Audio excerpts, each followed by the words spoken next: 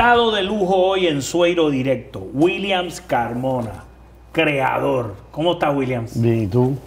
Qué bueno tenerte aquí, estaba loco. Llevaba un tiempo molestándote. Estamos.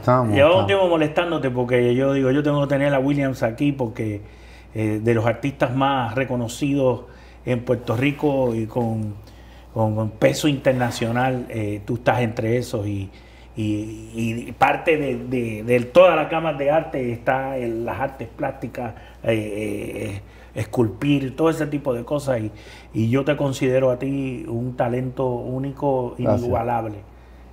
Así que vamos a empezar como empezamos con todos los invitados de Sueiro Directo. ¿Cómo fue tu niñez? Dura. Muy dura. ¿Por qué? Yo soy huérfano. Yo vengo de mi conciencia, lo que yo recuerdo en mi niñez, haber nacido en un seno de muchos niños en una escuela y pensando que todos esos niños que habían ahí, que eran un montón, pues todos eran hermanos míos, ¿no? De todos los colores. O sea que fue una niñez bastante traumática. No fue una cosa común como vive mucha gente, pero quizás eso me ha hecho ser mejor persona de lo que podía haberme imaginado, ¿no? ¿Y sabes tú las razones por cuál terminaste, por decirlo así, en un orfanato? Chico, lo que pasa es que tú sabes que en las relaciones matrimoniales siempre las parejas, ¿no? Pues la mujer o el hombre, pues deciden abandonar la casa, ¿no? Y entonces uno de los dos, pues en este caso, esta es la historia que más o menos me sé, ¿no? Sí. Historias que me han llegado así de algunas personas que vivían donde yo, que recogieron, ¿no? Que recogí inclusive personalmente. Ellos dicen que la madre mía, pues tenía 3 hijos y los 3 hijos los puso en casas de visita diferentes, o sea, nos abandonó. Y entonces, pues obviamente a mí me pusieron en una casa de visita, me dejaron ahí. Ella me dejó ahí y, vaya, como si fuera una película, ¿no? Como las cosas estas de las canastas, los niños que los dejan ahí, ¿no?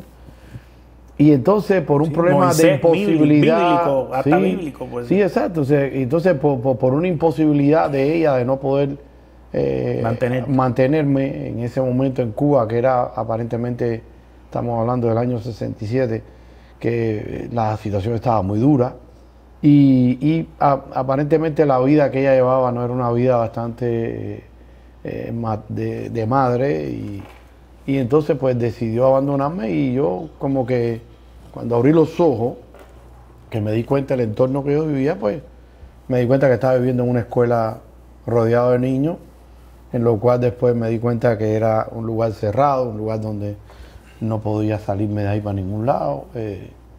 Y ahí pues discutí la vida con la infancia. Una vida dura, entonces. Durísima.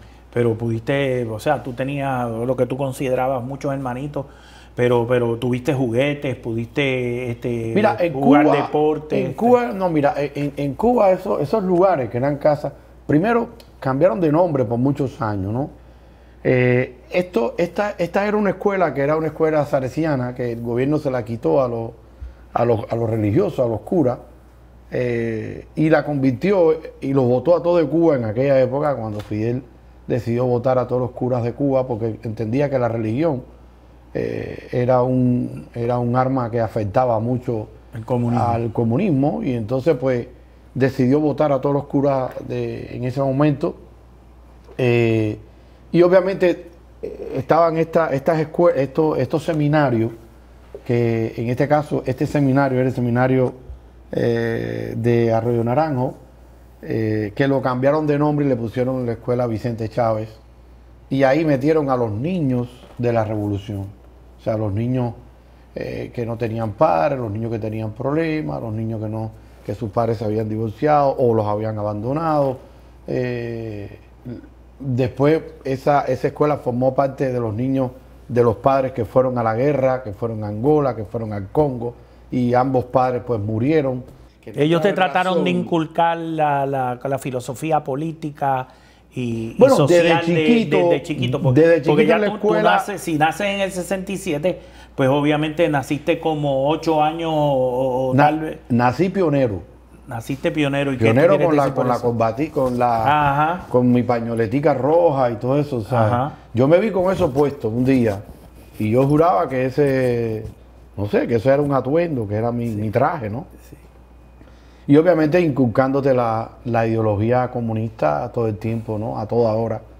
Como que creando el hombre nuevo, ¿no? Tratando de crear un hombre nuevo. ¿Desde qué edad tú recuerdas que ya te estaban tratando de por decir así, inculcarte de los 6 años, de hablarte de la filosofía 6 o 7 años ya íbamos al campo y ya hacíamos labores en el campo. Y entonces era una escuela que tenía, de hecho, gente mayores, gente de 20 años, hasta niños de 4 años, 5 años. ¿Y cómo era tu educación a esa edad, más o menos? Como a los 9, 10, 12 años. Bueno, era la misma educación que veo ahora con la de mi hija. O sea, un maestro que te enseñaba a leer, a escribir, un maestro... Fíjate, y la educación era buena. Yo entendía que era muy buena. De hecho, obviamente, soy producto de esa época, a diferencia de ahora, que obviamente es catastrófica, ¿no? Pero en esa época, la educación, la gente estaba enamorada de un sueño, ¿no? De crear un hombre nuevo. Había recién triunfado la revolución. Y entonces, pues, obviamente, todos los niños que... pues eran niños nuevos, era la generación. Y la nueva generación, que querían hacer de ellos algo único, ¿no? Un hombre con un pensamiento único. Un renacentismo, por decirlo así. Exactamente. Que después, con el tiempo, pues nos dimos cuenta que en el fondo lo que se estaba buscando era un adoctrinamiento, ¿no? Lo que se estaba buscando era doblegar la conciencia de esa generación y que formaran parte de un gobierno de esclavos ideológicos. Y de hecho esta escuela tenía algo muy especial, que era muy especial en el sentido que no era una escuela de privilegio, no, era una escuela donde estos niños tenían un problema familiar y necesitaban mucho más atención y necesitaban mucho más corrección y más disciplina que si tú mandase a tu hijo a una escuela normal y lo recoges por la mañana, lo llevas por la mañana y lo recoges por la tarde. Okay. O sea, aquí había un poquito de más porque cada uno tenía un trauma determinado y había un cuidado especial. Y que afectaba porque había momentos que había muchachos que preguntaban por sus padres, sus madres y no sabían cómo explicárselo. Y entonces, tu papá es él. Y cuando tú mirabas era la foto de Fidel Castro. O sea. ¿Cuándo nace o tú entiendes por primera vez que empiezas a sentir tu afición por las artes? Mira, esas escuelas tenían un programa muy bueno que era Círculo de Intereses, donde cada uno tenía inquietudes, ¿no? Y esas inquietudes las canalizaban a través de estas mesas o estos módulos. Estos módulos, estos eventos que se hacían donde traían profesores de música, profesores de arte plástica, profesores, y lo traían a la escuela. Y entonces, pues tú veías, por ejemplo, el profesor de guitarra, pues estaba con la guitarra ahí tocando, y venían los muchachitos y miraban, qué lindo está eso. Vaya, a mí me gusta eso. Y venía un profesor de arte plástica y ponía a pintar a todos los niños. Y ahí empecé yo a canalizar me gustaba mucho, que todavía al día de hoy, como yo digo, me gustaba mucho la música. Pero me gustaba más la imagen. Yo creo que la imagen era lo que, producto de mi niñez y de mi frustración, era lo que perpetuaba lo que yo quería decir, ¿no? Entendía que lo otro era efímero, como que una música se va al aire y una imagen se quedaba ahí. Yo guardaba todos esos papeles. Yo lo guardaba conmigo y lo guardaba como un testimonio de lo que yo hacía, de algo que me iba a acompañar conmigo por toda la vida, ¿no? Porque son momentos donde tú te metes, acuérdate que hay una ausencia de un parentesco, ¿no? Y una ausencia de maternal y una ausencia de padre. Y entonces pues tú te vas adentro, o sea, tú vas adentro de ti, tú comienzas a ser un individuo, empiezas a crearte una coraza a medida que crece y una defensa. Y entonces pues creas también una especie de mundo al lado tuyo, que después me di cuenta que era el mundo creativo, era un mundo donde yo volcaba mi historia, todo lo que venía pasando, y lo volcaba ahí, ¿no? Yo entendí en ese momento que ser artista era estar eternamente solo. ¿Y eso por qué? Porque entendía que la soledad era la mejor compañía que yo tenía, el mejor amigo, el mejor, puedo decirte, como el mejor asesino de mi tiempo, ¿no? De lo que yo hacía en ese momento. Tú te resignaste a la soledad. Y tu arte, y te gustaba el arte porque tú y ese cuadro. Yo creo que estaba solo conmigo. Siempre he estado solo conmigo. Yo creo que hasta el día de hoy. ¿Tú te sientes así? Sí, sí. Con tú sí. y que tienes una familia, una hija, todo eso. Sí, porque yo me tengo que evadir del mundo. Y yo tengo responsabilidad, como tú acabas de decir. Pero yo me evado totalmente. ¿A qué tú te refieres por evadirte? Evadirme es dejarlo todo. Sí. Desconectarte del mundo. Desconectarme de la realidad. Yo luchaba contra mí. O sea, yo tenía una historia que yo tenía que vencer. O ella me vencía a mí, una de las dos, ¿no? Y desde muy chiquito aprendí a ser hombre, pues aprendí a ser una persona que sabe lo que quería. No entendí el futuro porque no había futuro. ¿Qué más da? No, sí, exactamente. Yo vivía día a día. Y fíjate, casi todas esas cosas, ¿no? Pues a mí me han hecho ser una persona que el futuro para mí hoy en día no existe. ¿En algún momento estuviste de acuerdo con la filosofía comunista? Yo tenía un profesor de comunismo que me odiaba mucho, ¿no? Me odiaba porque yo preguntaba mucho.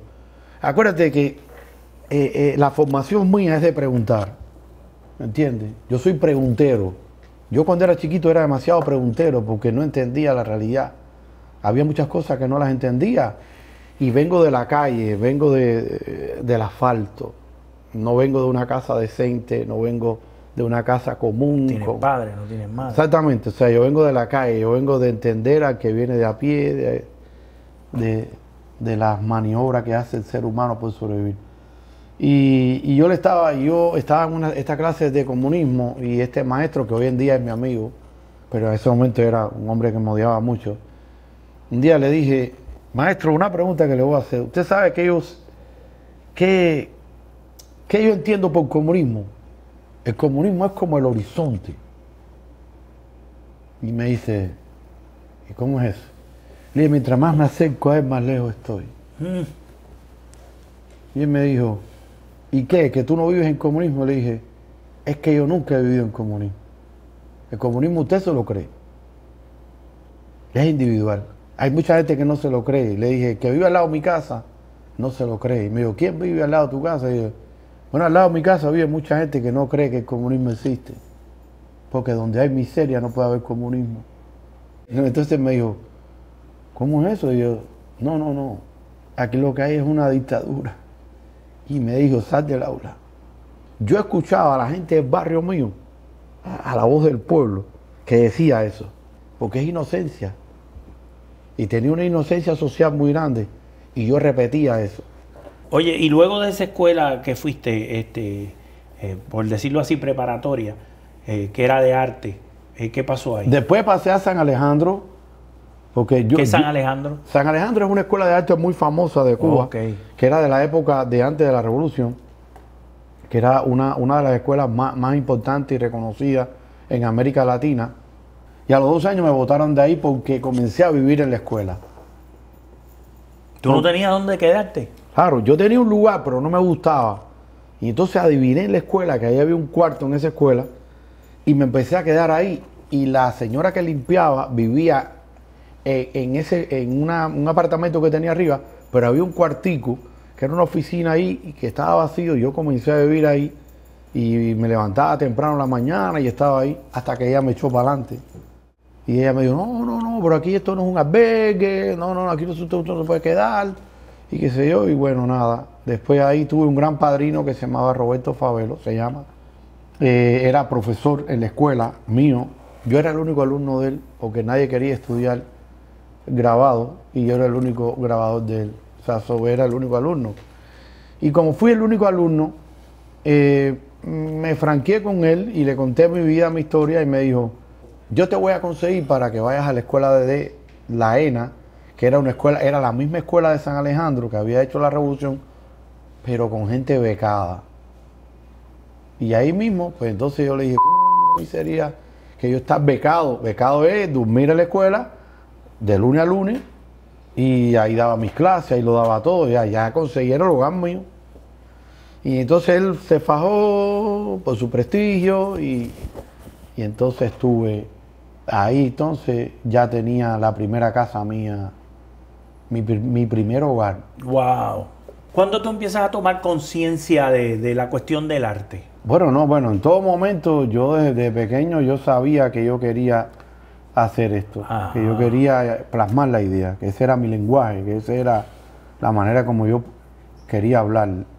Era a través de la imagen, esa imagen que dice 1000 palabras.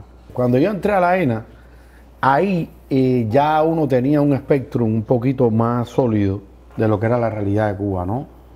Ya uno empezaba a ver las cosas que estaban pasando y lo que no te convenía y lo que no.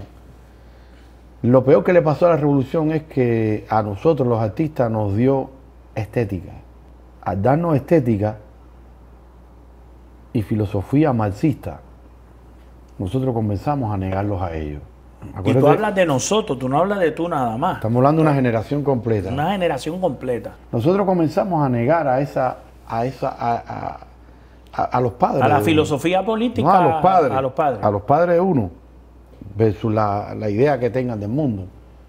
O sea, los padres, estamos hablando de los padres de la patria, los dirigentes, los viejos, los dinosaurios, al maestro. O sea, comenzamos a tener una percepción de la realidad bastante cruda y antagónica. Y yo me convertí en un artista contestatario. Ya yo en el tercer año de la escuela, ya yo estaba siendo llamado a la dirección a decirme, mira, este performance que tú acabas de hacer, honestamente, William, no, esto no va con la revolución. O sea, ya cuando ellos me empezaron a enclaustrar, ¿no? A dirigir tu arte, a perder tu liberalidad en el momento de expresar tu arte. Un poco que no a dirigirlo en realidad, ellos lo estaban tratando de sodomizar lo que yo hacía. Oh, entonces, por ejemplo, yo hice una obra sobre la religión, por ejemplo. En Cuba estaba prohibida la religión, la gente no podía entrar a la iglesia, menos los jóvenes, ¿no? Y yo fui y busqué, y además dentro de todos los libros de arte míos, todo lo que, o sea, la mayoría de la historia del arte es religioso, porque respondía a eso, ¿no? Y entonces, pues la imagen de Jesucristo para mí fue una imagen que a mí me gustaba mucho, y me gustaba la leyenda de él. Después entendí que Jesucristo, al cabo del tiempo, entendí que era el primer comunista que había conocido yo. Porque imagínate tú, un tipo que se sacrifica por los demás, esa era la teoría del comunismo. O sea, conceptualmente yo decía, este es el primer comunista, y así lo defendía yo en Cuba. Y tenía una dualidad la idea, porque para interesante. Y que para el comunista normal creía que yo me estaba burlando de él. Entonces, cuando a mí me explicaron la leyenda de Jesús, yo hice un cuadro grande, enorme, para la escuela mía, para una de las inauguraciones mías que yo de fin de mes, que yo presentaba una obra y se reunió un montón de gente y la criticaban. Cada uno de nosotros presentaba un cuadro. Yo presenté este cuadro de Jesucristo clavado, que lo hice con fotocopia. Fui y gasté todo el stencil que había en la escuela en ese momento, que era rácata, que era a mano, y lo pegué, y entonces pues se encogió más porque yo gasté el stencil, maybe quizás que por lo que yo estaba poniendo ahí. Pero en realidad los ideólogos de la escuela, los que estaban vigilando lo que estaban haciendo los artistas para que no se salieran del sartén, comunistas, pues entonces sí empezaron a ver que yo tenía una reflexión de la realidad que no tenía nada que ver con ellos. Y entonces ahí me comenzaron a guardiar. Sí, te empezaron a velar como un reaccionario. Exactamente, a velar. ¿No? Que en contra de la ideología. A ver por qué este estaba haciendo esto. Y todo era una contraposición con, o sea, yo me acuerdo que hicimos muchas obras contestatarias, muchas, inclusive le costaron la cárcel a varios amigos míos en ese momento. ¿Tú nunca visitaste la cárcel? Yo estuve preso una vez. ¿Y por qué razón? Porque estábamos en una exposición y estábamos ahí en la sala Thalía y se había pintado un che enorme así en el piso y entonces la gente comenzó a pasarle para allá y para acá, por arriba, y entonces pues nada, pues yo incitando a que la gente caminara normal, como si caminara por arriba de la roseta esa, y esa es la imagen del Che, y la gente caminaba para allá y para acá, porque entonces había gente que caminaba por la esquinita, y había gente que caminaba por el mismo medio, y eso pues obviamente pues representó un bochorno, ¿no? Una falta de respeto a la imagen del Che. Imagínate, y ahí pues llegó la policía y se llevó a todo el mundo preso, y ahí entré yo en la vorágine. O sea. Increíble. ¿Y pero cuánto yo estuviste preso? Estuvimos casi toda una noche ahí. Y entonces ¿Cómo salieron? ¿Quién los sacó? Bueno, no, nos soltaron, pero después pendiente a una reunión con un tipo del MININ, del Ministerio del Interior, de la Seguridad del Estado, que nos entrevistó a cada uno de nosotros para hacernos preguntas sobre lo que nosotros habíamos hecho, ¿no? Y entonces pues nosotros nos escudamos como artistas, como que habíamos hecho una cosa creativa y que entendíamos que la imagen del Che pues no era para pisotearla, realmente la hicimos para que la gente pues la viera, ¿no? Y ahí nos quedamos y como que querían sacar un extra jugo, ¿no? Para podernos acusar de algo o botarnos de la escuela. Cosa que no fue así. Después de eso hice varios performances.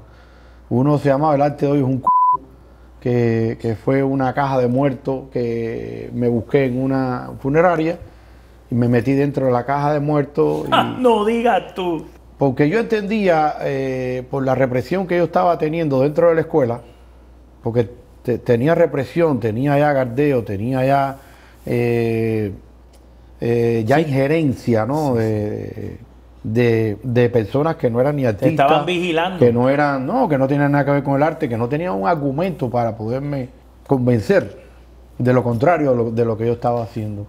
Y entonces, pues obviamente, llegó un momento que me empecé a poner un poco agrio con el gobierno y cogí esta caja de muertos y me metí dentro de esa caja de muertos y andaba por toda La Habana con un grupo de amigos míos y con una cinta que decía El Arte de Hoy ha muerto, CDR número 14, Partido Comunista celebra El Arte de Hoy ha muerto, y una corona arriba, y todo el mundo iba acá, dándole la vuelta a la plazoleta grande de la Habana Vieja, dándole vuelta hasta que llegamos al taller René Portocarrero, donde había una exhibición que se estaba celebrando, y yo llegaba con mi performance ahí y ponían la caja de muertos ahí, y yo salía de la caja de muertos, y entonces salía, me bajaba, se prendían una cantidad de pólvora, y ahí me bajaba los pantalones y le enseñaba a todo el mundo y decía, el arte de hoy es un...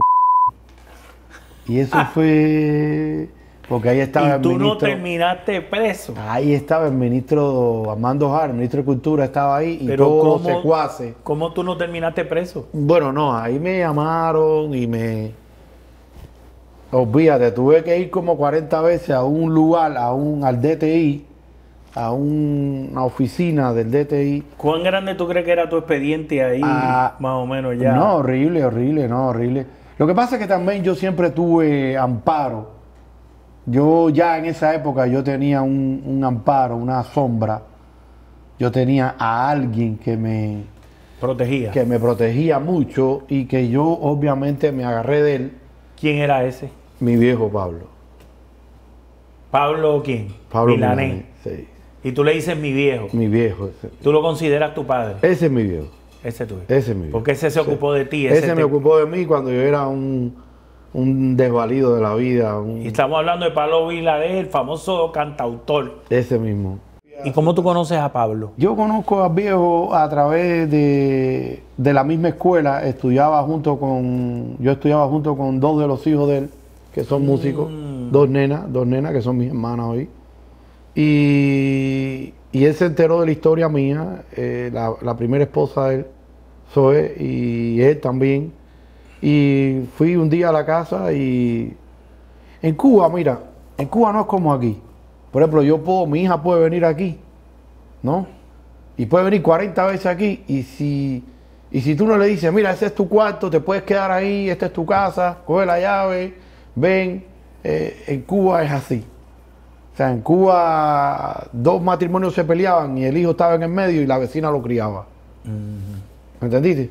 O se iba para casa de fulano de tal, o lo cogía su mejor amigo, y ahí no había derecho paternal, o sea, ese es mi hijo, te lo voy a reclamar. No, Cuba no era así. Cuba... ¿Será porque no existían marcadamente clases sociales, verdad? No, es que no hay clases. No hay clases, ahí es una comunidad de gente que todos, pues, tenemos una conceptualización de la vida muy de tribu. Me entero que la historia tuya, ¿cuál es? Tú eres huérfano, uy, qué volado, ¿no? Oye, esta es tu casa, tú vienes aquí, comes aquí, mira, te sirven la comida, lo que haya te lo comes.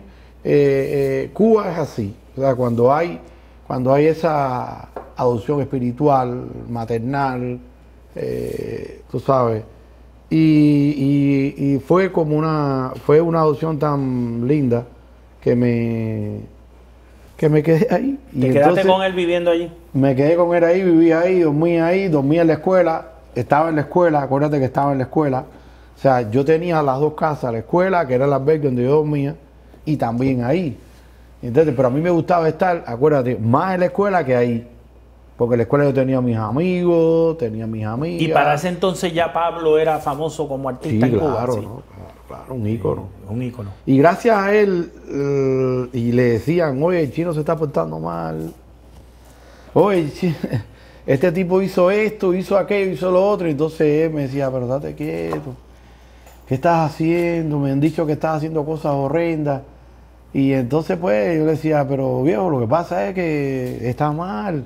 Y de verdad que fue un referente lindo. Mientras tú estuviste en Cuba, ¿tu arte se desarrolló bastante?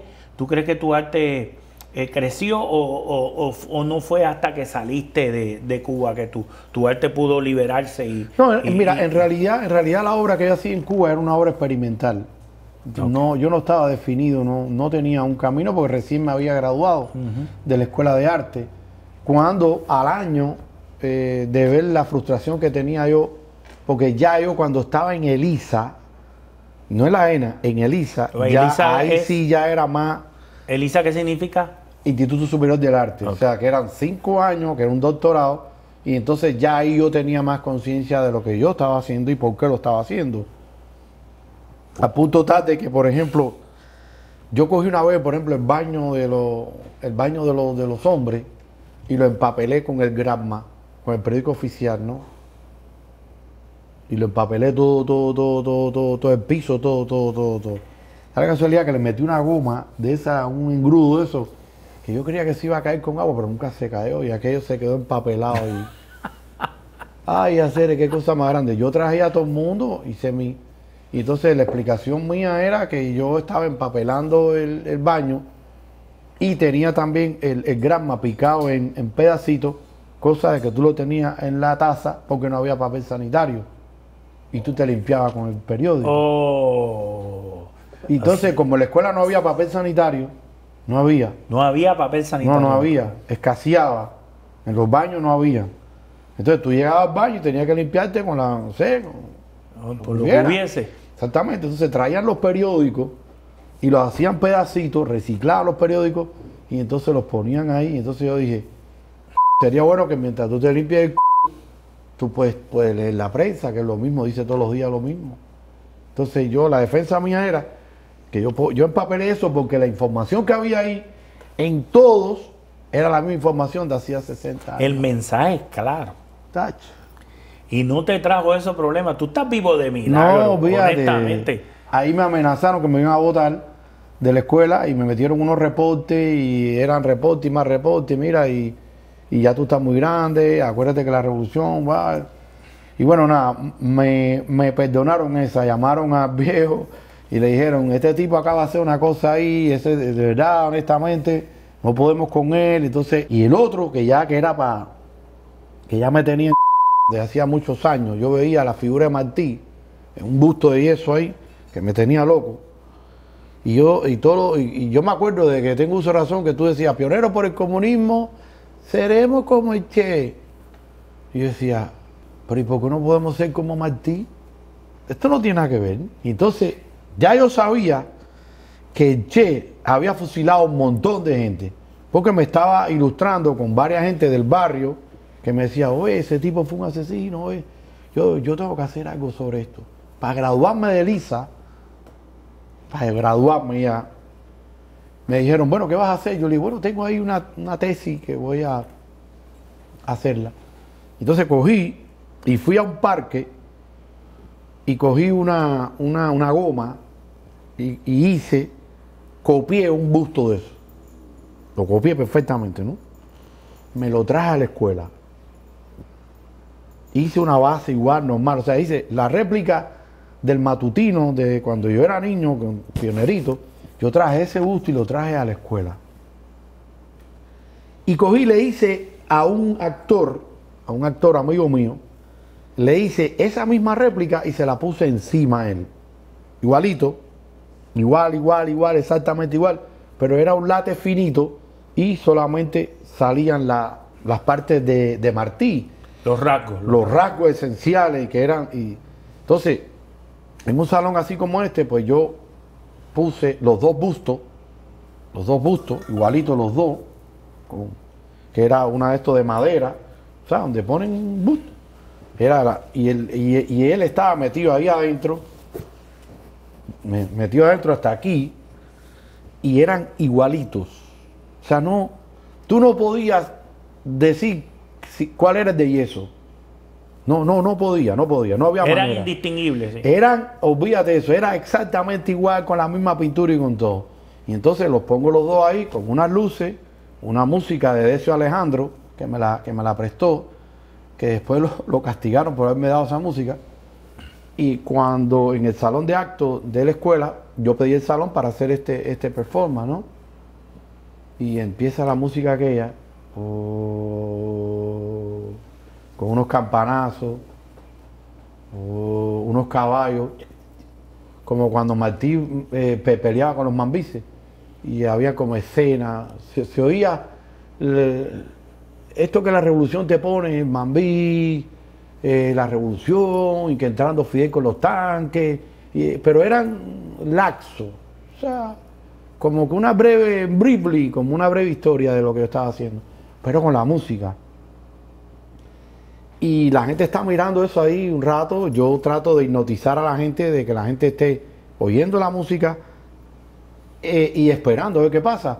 Y de buenas a primeras, uno de los dos bustos hizo así, mira, y empezó a abrir los ojos. Y todo esto aquí se le empieza a poner negro y a caérsele. Porque como yo le eché yeso arriba, yeso finito, nada más que era así una expresión, se cae el yeso. Y entonces se le empezó a caer el yeso y ese tipo se empezó a mover. Y la gente así, cuando empezó a ver aquello, dijo, wow. Ese tipo se levanta de ahí, todo lleno de cal y todo, y es así, se quita la máscara, la tira, y cuando se le tira al busto, y lo levantó así y lo tiró contra la pared, muchacho. ¿Para qué fue aquello? Tú estás vivo de milagro, ¿sabes? Imagínate tú tirar un busto de Martí contra la pared. Y entonces el busto yo lo hice tan frágil que cuando lo tiré se desbarató todo. ¿Y qué te pasó ahí? Y entonces el tipo se fue entre la gente caminando. ¿Tú sabes cómo se llamaba la obra? Mi socio Martí. Mi socio. Yo quiero un tipo que sea mi socio. Yo no quiero A mí el Martí que ellos me vendieron no era el tipo que yo conocía. Aparte que estaba tan manipulado que yo dije, ya esto va a ser... Bueno, más nunca me dieron el título. Nunca me dieron el título de haberme graduado de LIS. ¿Cuándo nace en ti la inquietud de salir de allí e irte por otro lado, que no aguantaste más allí y te querías ir? ¿O te sacaron de allí? ¿Cómo fue eso? Un día hablé con el viejo. ¿Con Pablo? Sí. Y le dije que yo quería irme. ¿Qué edad tenías? Fue horrible eso. Tenía 19 años, 17, 18 años, 19 años. Y eso fue horrible, eso fue una conversación horrible. Él no le gustó la idea de que No, claro que no, porque él entendía que él podía ayudarme y que yo podía seguir siendo su... Pero yo le dije, no, es que yo no quiero, yo quiero irme aquí, yo aquí no voy a hacer lo que yo quiero, yo aquí para hacer lo que yo quiero, tenemos que volver a empezar. Tú decides irte y ¿qué haces? ¿Cómo tú sales de allí? Yo salgo de allí con ayuda de un gran amigo mexicano, amigo de mi viejo, que me ayudó y me dijo, yo te voy a ayudar a salir de aquí. Y yo le dije, mira, yo me voy porque realmente yo voy a caer preso, yo estoy destinado a caer preso, porque yo soy contestatario. Yo, si me quedo aquí, yo voy a estar preso. Y entonces cuando decidimos hacer los trámites para salir de Cuba, el viejo me ayudó en eso, pues no me dijeron que no. Para mí que me dijeron, déjalo que se vaya, si es un lío aquí, eso es un lío lo que tenemos aquí. Y realmente ahí me fui a México, después España, después Nueva York. ¿Y qué empezaste a hacer en México? Todavía me quedaba el rezago del expresionismo alemán mío que era la ira esa que yo tenía por dentro. Pero fíjate que la realidad de México y la vivencia ahí me empezó como que a bajar un poco más eso.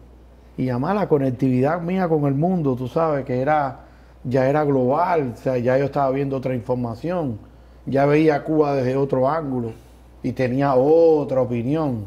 Yo siempre he dicho que su desarrollo es la incapacidad de acumular experiencia, y sobre todo el de Cuba.